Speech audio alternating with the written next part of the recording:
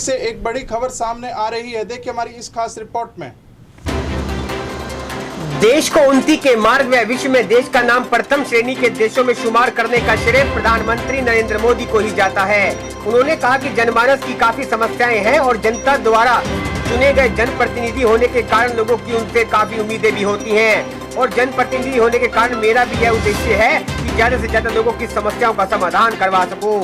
सांसद संजय भाटिया ने लोगों को संबोधित करते हुए कहा कि देश को उन्नति के मार्ग में विश्व में देश का नाम प्रथम श्रेणी में देशों में शुमार करने का श्रेय भारत के प्रधानमंत्री नरेंद्र मोदी को ही जाता है।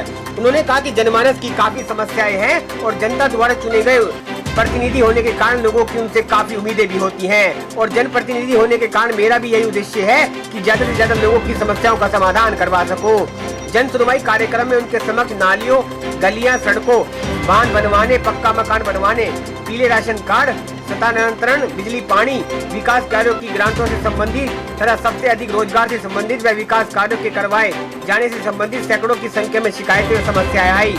उन्होंने अधिकांश समस्याओं व शिकायतों का मौके पर ही समाधान कर दिया और कुछ समस्याओं के समाधान के लिए संबंधित अधिकारियों को तुरंत समाधान करने के निर्देश भी दिए। उन्होंने युवाओं को आह्वान किया है कि वे ज्यादा से ज्यादा अपने स्वयं रोजगार अपनाने को जोड़ दें और आत्मनिर्भर बनने के साथ साथ दूसरे लोगों को भी रोजगार उपलब्ध करवाएं।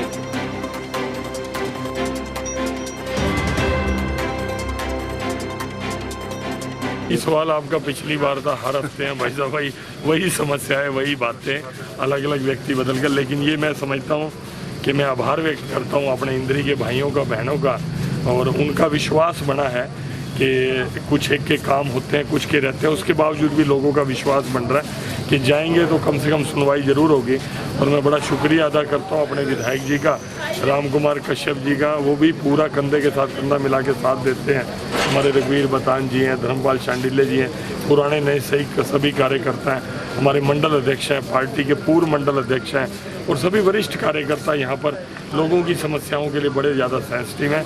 मैं दिल से इनका शुक्रिया अदा करता हूँ। ये लिस्ट आप मेरे को दे दो जो दोबारा से आई हैं, जिनके कोई कम्युनिकेशन गैप था, कोई समझा नहीं पाए, इक्का दुक्का कोई आई भी है दोबारा तो कोई बात नहीं, 3 बार भी आएगी तो उसके ऊपर पूरी करेंगे। तब तक उस समस्या के पीछे हाथ धो के पड़े रहेंगे जब तक कि उस समस्या का निराकरण नहीं होगा।